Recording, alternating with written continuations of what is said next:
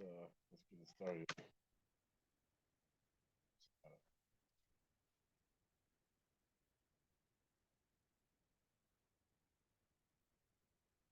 I'm gonna clear off this chart here.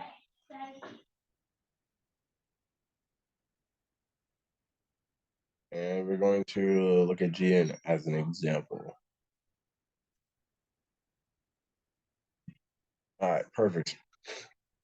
So this live video will be over how to read tape. And what does that mean, right? When you first start your analysis, you should really be starting on the daily time frame. Your entire entry, whether it be on the 4 hour, 1 hour, doesn't matter, these lower time frames here should be completely based off of the premise of the daily time frame and the fact that it's going to be going somewhere from some type of institution or footprint with context that it recently took the proper liquidity in order to have the continuation, right?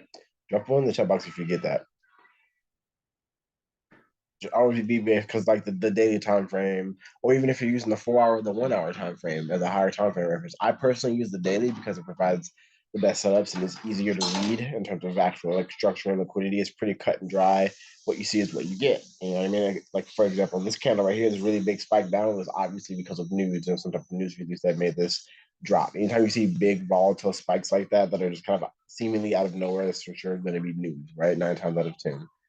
So every time I see a really big candle like that, I count that as news. Like someone could have read whatever news came out this day and took advantage of the fact that this day the candle absolutely tanked and entered on the 15 minute for a very nice RR, as you can see. So how to read tape, you know what I mean? And that means just being able to read the actual footprints and where liquidity is. And with the trading view, and I think I'll open up MetaTrader too, actually, because I like to do the comparison. I personally, at this point, I'll do my markups twice. It might seem a little redundant, but I like to. I don't know why that even clicked on that. I'm not interested. I promise. I like to put my markups twice. I'll either put all of my markups on TradingView and then maybe just my entry time frame markups on MetaTrader, or vice versa. Or no, my bad. I usually put my entry time frame markups on TradingView, but we'll be covering Great British Pound New Zealand Dollar today on why. Um, I was looking at this short, but I didn't get an opportunity to get into it. But this is a perfect example because it just recently hit my POI with a perfect entry that I was actually just looking at for our potential tonight. So the first thing I see on the daily time frame, and I always look away from where current price currently is. This doesn't matter to me until I get to it, if that makes sense. I go from left to right. Obviously use your own discernment. Don't go so far left that it doesn't make sense. This was back in 2021. Go in the area. I like to look from left to right in the most recent two impulse moves, and this is relative to structure, right? Who remembers alive on structure where if it takes major sell side, for example, here, if it takes major sell side here in this area, for example, where actually I'll just mark it up. That's fine. This is what this is for. So right here, this major sell side was taken. Real quick. I want to chat box if you see that. Major sell side was taken. Price absolutely stabbed through that, and then they started some type of retracement because obviously they have to take some buy side after that immediately at some point, right? Every time structure is broken down like this, right? Structure broken down. It took major sell side, came up, and now where do you think it's headed? Probably to this little news candle right here. This is low right here. So this is likely where it's heading next, considering the continuation back into premium territory and the continuation from there. So this is if you were swing trading, for example, this would be a daily low that I would target for a swing trade at 1.81736, because I know that price moves between the major swing points in terms of liquidity. Drop on the chat box if you get that. Well, if I'm long and I'm doing a swing trade, for example, I'm targeting a major swing high and I'm going to hold that until that gets there. Or a major swing low. And if you want something more short term, obviously target a shorter term swing low within the range that you're trading in. So the first thing I noticed is that it broke structure right here, right? And I come up here and I see it actually rejected this order block right here. If you look, these candles right here in this area came up and respected this kind of very skinny bearish engulfing order block, which was perfect because this is pretty deep into premium territory for the short. Drop one in the chat box if you can see that. It was pretty perfect. The rejections there. That's the very first thing I noticed. And you can even venture to use even the other order block above that one. You really couldn't go wrong with either one. But if you want to really like master your craft, make sure that your order block selection is as precise as you can be relative to liquidity and things like that, right? Perfect, perfect. So you seen that happen. It was an absolutely perfect entry on the daily time frame. You see that it was relative to this impulse move because it was deep into premium territory. And I can draw my fib, don't mind the extensions. To get over here. Draw my Fibonacci from here to here, and you can see that it obviously was in a premium here, dropped down into a discount, came up, back into a premium, and then sold off back into a discount. Drop one in the chat box if you can see that. Perfect. So since that's the thing, right? If I do see the daily, right? And it's kind of like a hack. If I do see the daily recently took sell side like this, there's nowhere to sell.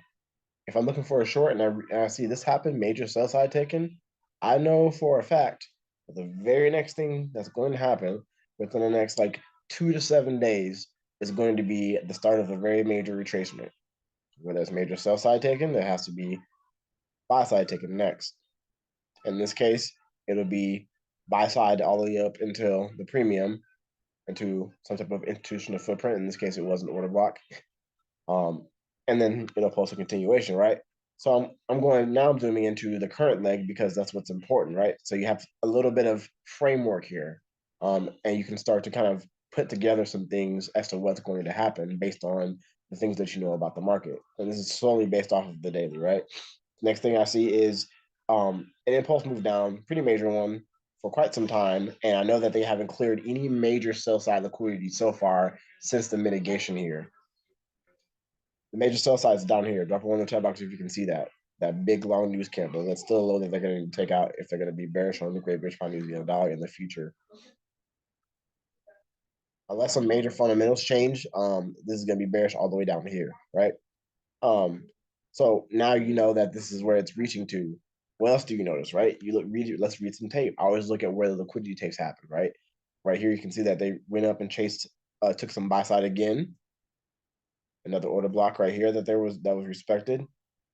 I would draw that in right there. And now you start to frame it in. And this is what I do every time. Just frame it in, mark up liquidity too.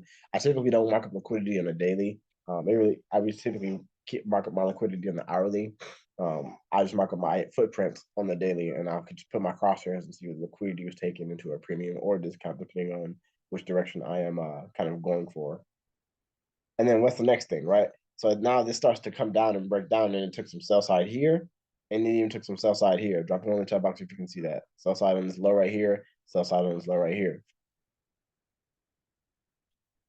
Perfect. So now today, right, which order block, right, relative to this would you be using, right? Wouldn't it be, it would be this one very easily. It's a pretty big order block, but I would just draw on the body of that pretty much entire bullish candle. That's fine. It's kind of like it's a zone to trade in. One day. And the reason for that is because this order block took liquidity and then had continuation. If you notice, this is the same thing as a displacement higher and the displacement lower, actually. Drop one in the chat box if you get that. Displacement higher, took that buy side all the way up to here. Did not, actually, I would say all the way up to here. This wick right here was where the buy side actually was taken all the way. It did stab just barely above this wick right here. Daily buy stops, where I can never find this one. Daily sell stops, daily buy stops. Here it is. So yeah, daily buy stops right there. I'm gonna dupe this real quick a few times, and you had some sell stops right here. A few times actually. Again, right here, they stabbed through some more daily sell side, showing you that they were obviously going to have a continuation. So price dropped down into a discount again, came back up into a premium, and now we're here. It came back into its order block pretty perfectly. and retested it a bunch of times that had already been respected before. And essentially, you're looking for a displacement higher, displacement lower on the daily in terms of um, your order blocks. You want your order block to have taken liquidity to the upside and then took in liquidity going in your favor to the downside. And then obviously they're going to respect that order block. So you can tell that they're pushing obviously from this low. The next daily candle is a very full, nice bearish candle so far. And you can see the prior rejections, right? So with that, I just read tape, right? You know that since they recently took buy side on the daily, actually, and now they're chasing sell side, and they just came back to the order block that originally was created to take the after the buy side take. Where are they going from here? They're going to be very aggressively pushing towards this low. Drop it in the chat box if you understand that from a liquidity and order block perspective. So now, right, this point of interest, this order block right here that happened, this is the last bullish candle. It wasn't a bearish engulfing. And remember, I told you that these are going to be order blocks going to be read differently by the algorithm. This one, in this case, would be the last bullish engulfing or bullish candle, my bad, before the sell side liquidity take, which this was the first one. If you have the last up close candle before your sell side liquidity take, the one that started the push, the very last one before this happens, is going to be the one that you're going to choose. And as you can see, it got respected. So let's drop down to the 1 hour real quick, right? So these are all the daily markups just on the hourly. This is how I do mine. You don't have to do yours like this. I like blue because I can still see the candles when I drop down to my entry time frame pretty well. Because I have black and white charts, so it's like pretty easy to read, right? So relative to the hourly, I'm looking for the same thing, some major sell side takes, right? Major points where a major sell side was taken on the hourly, right? Sometimes you'll get different hourly breaks. You know what I mean? Like the structure of the hourly will be a bit different than the daily. In this case, where the daily sell stops were, if you look and remember, that's where that daily sell side was taken.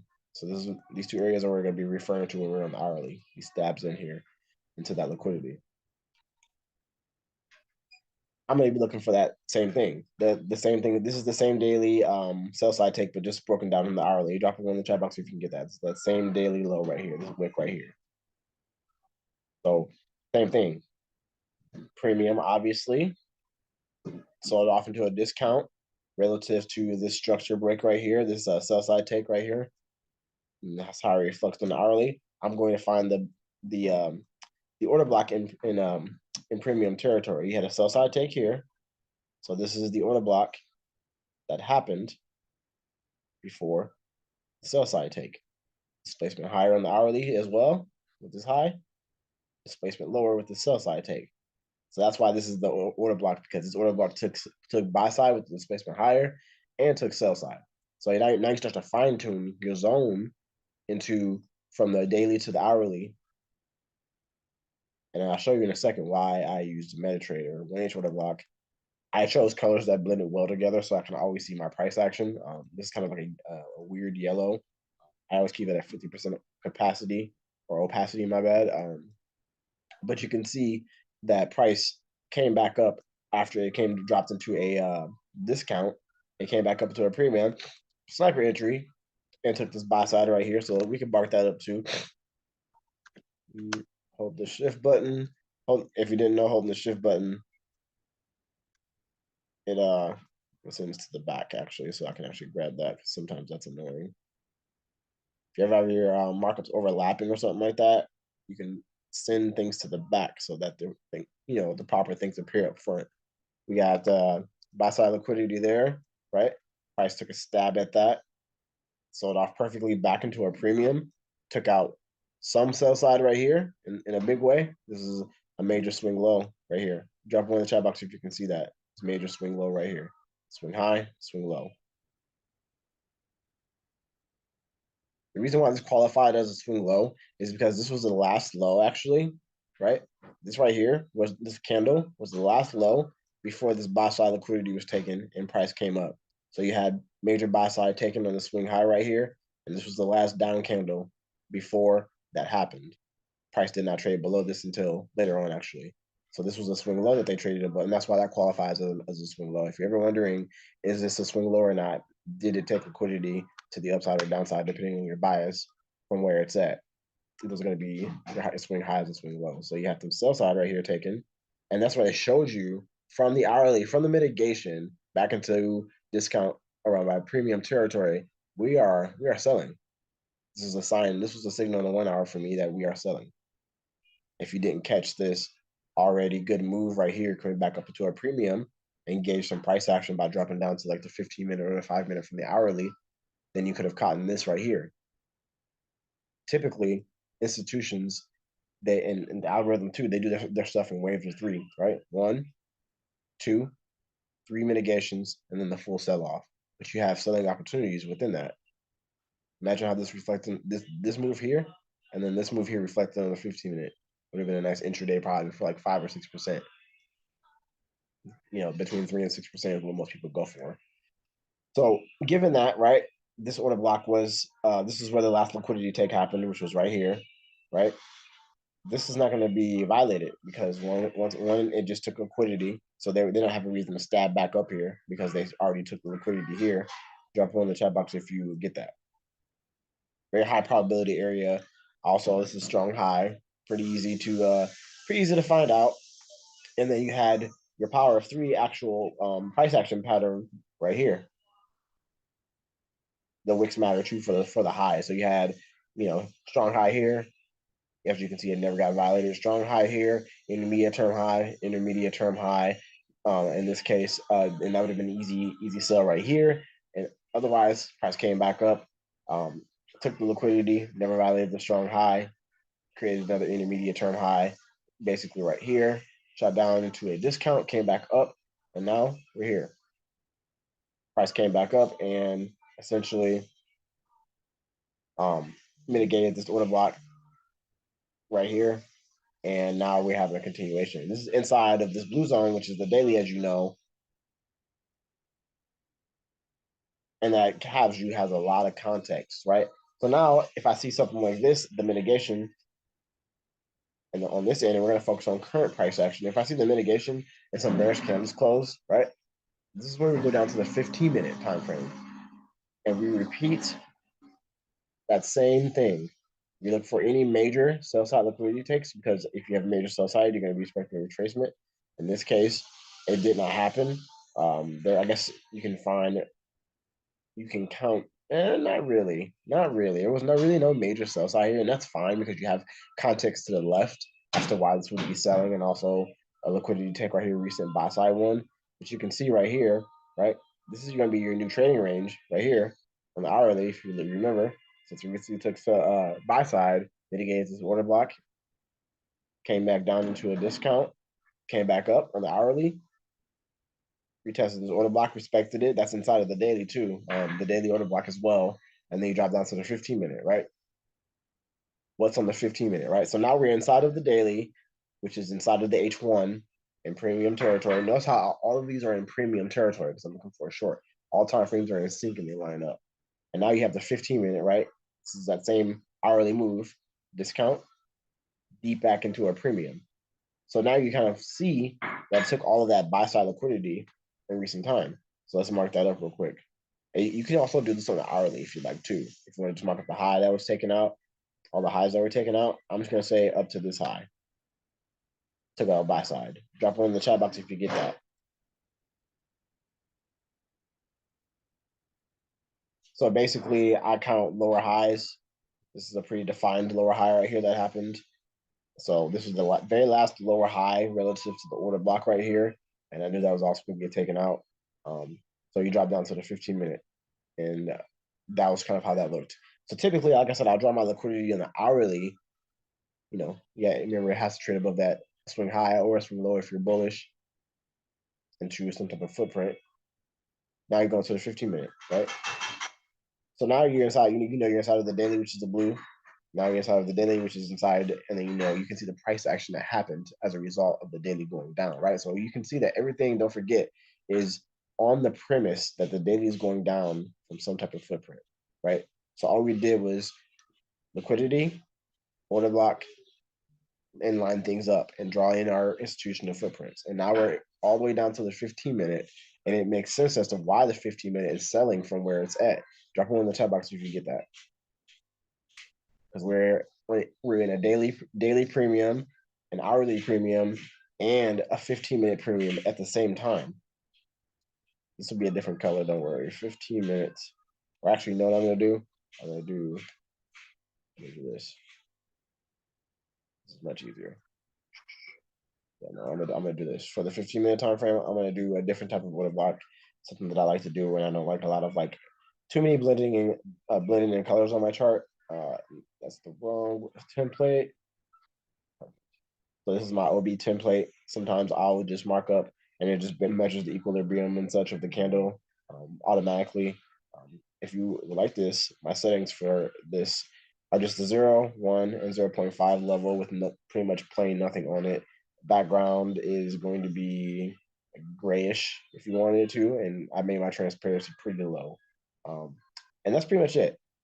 So it gives you an opportunity, and I'll zoom in a little bit to really get this, to mark up the 15-minute or your entry time frame, and then you can see the reaction to the, you know, um, equilibrium, and the other two halves of the water block as well. So you can go from here, maybe just go from body to body, wick to wick. It depends on how you like to do it. I would recommend body to body in this case. There's a lot of body on this candle, not very much wick. So I like to draw that all the way over. You don't have to have the background. Sometimes I'll usually put I'll make it a bit thicker. It's really up to your personal preference. I'm gonna take the background off for now, and actually no, I'll keep the background on, and we'll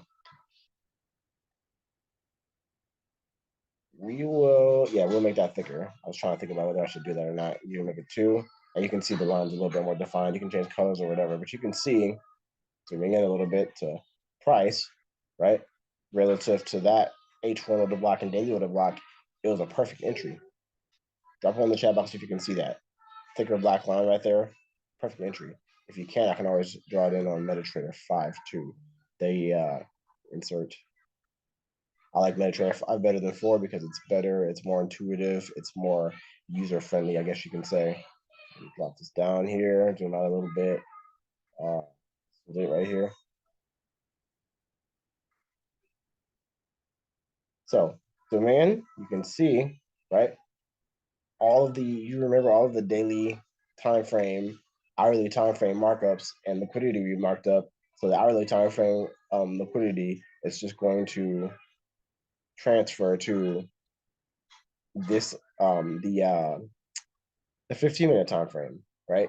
The daily time frame is to gauge bias and where price is gravitating to. The hourly time frame is what you're going to use for a liquidity take kind of purposes, and you can dial it in like that. And then you have the 15-minute time frame for entry. And once again, it's best that all your time frames from the daily on are all in discount or premium territory according to what your bias is, right? So this is obviously, if I see the hourly, right, we very recently took major sell side. I know there's a retracement coming back up to the order block in premium territory. If I know the hourly recently took sell side liquidity somewhere, and I have context to the left, I know that if it's way down here, I'm not going to be chasing the trade on this big move because they're going to punish me coming back up. You have to wait for it to come back into a premium, right? So that's how you read tape. You want to fine tune your zones as to where price is going to go by the time you get to your entry time frame, and it really narrows it down when you're using discount premium, because obviously if you have your hourly not in a premium, your 15 minutes not going to be a premium either and discount either if you're looking for a long. So you're gonna have to wait for the hourly to catch up and actually have that retracement come up into premium or discount. And once that does happen, you have to have a reaction to your POI, your point of interest, to make sure that it's still valid. I personally like to sometimes set limit orders if there's a lot of context there. I'll set a limit order because it's a high probability trade. But if I'm engaged in the markets, like trading in session actively, I will wait for a genuine reaction and maybe a few candle closes into a market execution, and try to kind of keep my entry with the ability to have a stop loss up here just above the strong high, right? So I like to keep my entry over here, right? So this is where can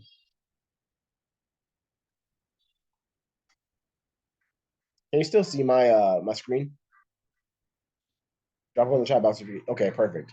So after that, right, you drop down to the 15-minute, you see the mitigation. You don't have to get in, right here for a sniper entry every time. You can still get a very solid entry on the price action following that. And it's actually best to look for confirmations for value gap forming, things like that, sell side liquidity takes and things like that. And that's where you zoom in and let the candles play out and let the market show its hand, right?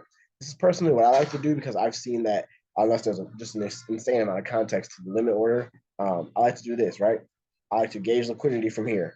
There's no need to go back on the hourly unless you're just kind of double checking your bearings. There's no need to go back on the daily unless you're double checking your bearings. You've already done the markups. You've already done the liquidity. You see that it took a stab. Let me straighten this out. It took a stab right here into some sell side. Let me get this right. And unlock these two and zoom in. Perfect. So it took a stab right here into some sell side. I'm just going to count this bearish candle right here, showing me that they are shifting the direction that they are chasing, right? That's sign number one. Drop one in the chat box if you get that. So that's after the mitigation, right? So you already see that price was coming down right here, right? Took some sell side, show you the shift in liquidity.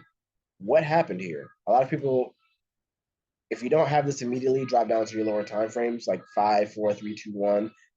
It just so happens that the MetaTrader 5 you can have insane amount of time frames. So I can really fine tune this. That's why I prefer to do my analysis on MetaTrader personally. But there's an imbalance here. And I'll turn this yellow just to have some different colors on here. I like MetaTrader also because it anchors to the candles. And it pretty much knows what you're trying to do. As long as you move it in that area, it knows what you're trying to do. It's pretty nice. At first, I didn't like it, but now it's growing on me. You see the imbalance there. Price dropped into a discount and then went back up into a premium. So here's a lesson here when it comes to entry time frame stuff. Once you have your confirmation, right, from the initial mitigation that it's going short, right, and that would be it trading below a swing low and taking some sell side. As you can see here, right, this is a swing low. It was not traded below. When this is bullish, this is a swing low right here. It was not traded below. Zooming out. All these swing lows right here, every single wick. What do you notice here, right? This is advanced structure stuff. What do you notice here, right? On the way up, when it was actually going up in this bullish trend, none of these swing lows were traded below. Look at that. The next candle, wick didn't even touch it. Drop one in the chat box if you can see that. None of them. Not a single one. This one took some liquidity and then continued to the upside. But mostly on the way up, the actual candles, the majority of them did not have swing low trade. Yep, took no sell side literally anywhere. But then all over here, all of a sudden, it's taking a major swing low. I wouldn't say this is a major swing low in the way of like micros. Micros are anything that are on your lower time frame. So since this is a swing low and it was not broken prior, and it rallied up from here and basically took this high right here, this would be a swing low, right? It took some type of it traded above the candles, took some type of buy side liquidity or continued to all the way up to the end of that wick. Drop it in the chat box if you can get that of this candle, of the last candle before I start heading down. So that's why that's a good swing low. So whenever you're think about that. And also make sure you write that in your notes. So it traded down into a short term. It's called a short term discount in this case. Or if you're looking for longs, it would be a short term premium, right? Price came up and then traded. Oh my bad. If you're looking for longs, it'd be a short term discount. Yeah, I was right the first time. I'm sorry. I'm just very tired. But there was an imbalance here that was created on the way down, plus a sell side liquidity take right here, trading below this 15-minute swing low, plus a fair value gap. When price trades above the swing high right here, this lower high that was created, do you see this lower high? I'm gonna mark that up actually. So all liquidity on MetaTrader will be red. It stabbed above that into the fair value gap, and then you had a continuation from there, right? Every time price trades above a swing high on your entry time frame, 15-minute, 5-minute, right? In this case, it was these two candles right here made the lower high. That is going back into a short-term premium. If I was to draw my Fibonacci here, look at that. Equilibrium. discount, premium. What's in premium? Bullish bearish fair value gap. Entry, rejection. I would have personally waited after this candle. The next candle closed as bearish. Right there, I'm in. As soon as this candle closes, I'm in. What happened next? Price would have continued down. Drop one in the chat box if that makes sense.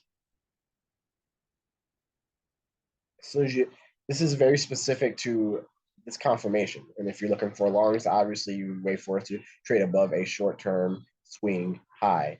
And then now it has traded a short-term swing low. And now it's traded into a discount. And you can plot your Fibonacci for the premium discount and measure that and keep that on your chart actually if you wanted to, and then look at price action after that, right? That's more institutional confidence. Just have it on your chart. Look at that. And then you can see the candles closing after that, coming from the premium into the discount.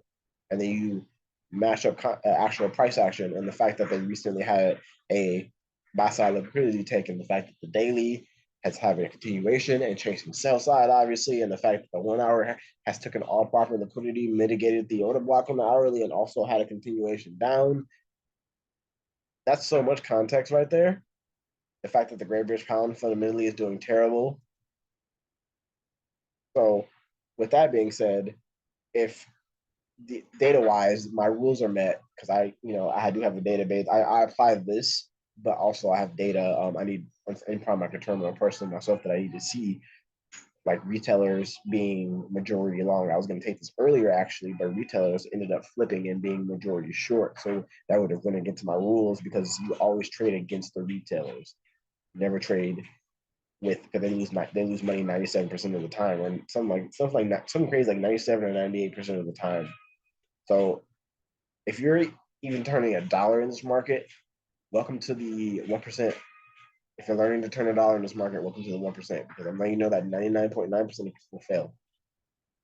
Not because, some of them because of work ethic reasons, some of them because of just not being willing to accept that the market's moving a certain way and they're stuck in their own ways. Some of these people have greed problems, etc. So you have to be able to take trades according to a trading plan, win or lose, and manage your risk. That is your entire job, is to take good trades according to your trading plan that has been proven with real data, right? Like backed up stats. I have back tested. I've taken live trades on this account. I've demoed this strategy as well. I know that 70, 80, 90% of the time, whatever ends up being on average, like when you're on a win streak, you win 78% of the time on average, let's just say, and you win 6, 7, 8, 9 in a row before you lose 2 or 3. That's great. Most people will win 9 in a row, get excited, and then quit trading, get mad when they lose 2 or 3 in a row. You're still in profit, even if you lose 3. Imagine going for just 1 to 3s, 3% every time. 3, 6, 9, 12. That's over 15% on 5 trades. So you now at this point you're only risking the profit, a very small amount of the profit that you made winning even just 2 or 3 trades in a row. Because if you go for an average, a fixed risk reward of 1 to 3, there's 9%. Too easy.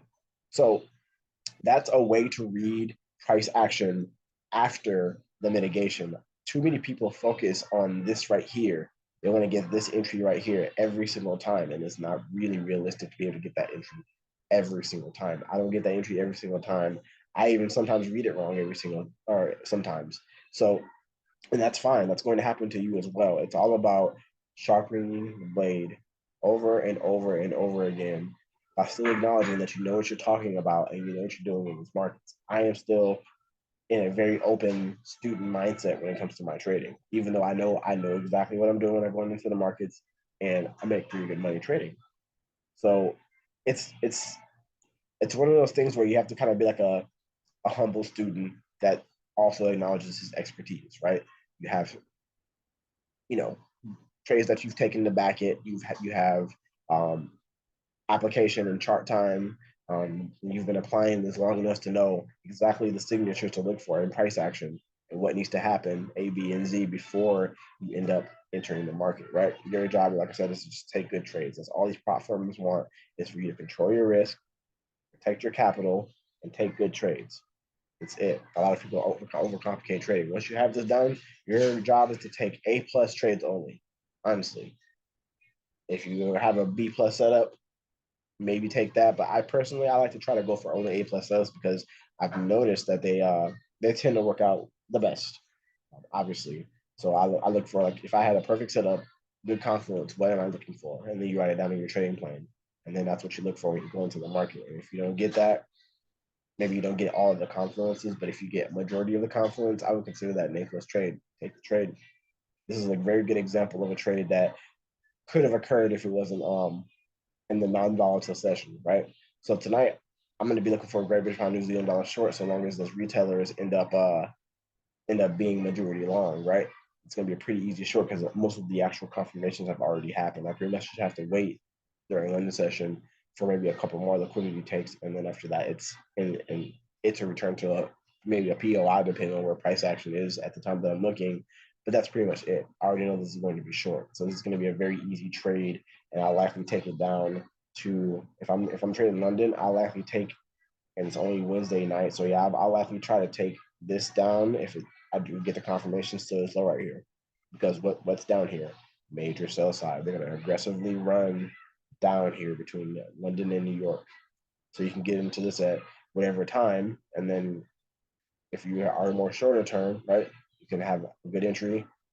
Stops just below where the previous liquidity take happened because it's not likely to go back up there, and then target one of these swing lows right here for a shorter RR. That's going to be, maybe 1 to 3, 1 to 4 right here. I personally like to, when I do trade London, usually by 1 p.m. latest, this entire move's caught if there's enough volatility. So that's how you read tape. I just on the trading view showed you from the 15-minute all the way down to the hourly, to the 1 hour, and the confirmations that I look for, plus a way to look and get into solid entries as well. So for the next video, make sure I'm gonna have you, and I'll go to a different pair. I'm gonna have you for you guys for the next video. Go ahead and copy my fib settings because this is gonna be important, and I'll base for my premium and discount. Basically, you're gonna need to put the extensions on. I don't know why that's a double window. You're gonna need to put the extensions for the premium discount Fibonacci that I currently have. Everything else is the same. Where is my Fibonacci? It is. Change the template. There it is. So you guys can copy these. It is going to be pretty important. This is like but most people just can't tell you because they don't know it, to be honest. I'm not saying it to be arrogant, but they just simply don't know it. 0, skip 2, 1, negative 0.5, negative 2, negative 1, negative 1.5. That's it for that row. And then you have 0.5, negative, skip 2, negative 2.5, and then negative 3. Reversed prices, levels, no background, percents on the right specifically, and top font size should be about 12. Anything else is a little bit ridiculous. And anything else, that's pretty much it. Make sure you're actually showing price, the actual price points in parentheses right here. That should be an option to check. Here it is, prices. Make sure that's checked. And that's pretty much it, because these prices are going to be pretty exact for what I'm going to be showing you on the next video. Drop them in the chat box if you got something out of this video. So there's an opportunity to get in even after the don't chase sniper entries, right? Sniper entries you have opportunities to do sniper entries several times, usually during a downtrend, right? When you actually see all of the evidence, you have so many chances to do sniper entries. I think there's, and then price, what did price do after this, right? Come on now, you could easily just do this all day. You could have gotten 2 entries on this trade actually if you knew what you were looking for. Let me see. This order block right here basically got retested. Price traded above a swing high, back into a premium continuation. That's pretty much it for this video. I was just showing you how to get retape and get entries post limit order or maybe even after the initial reaction. It gives you more confirmations and more time to read price action. Any questions? Yeah. Yeah, no problem, man. Let me know if you have any questions and let me know how application goes. I drop the homework in the group. I'll just type it out. Perfect. Nice. All right. I will upload this ASAP and then you guys will have access to this probably for the next 20 minutes or so. See you guys later.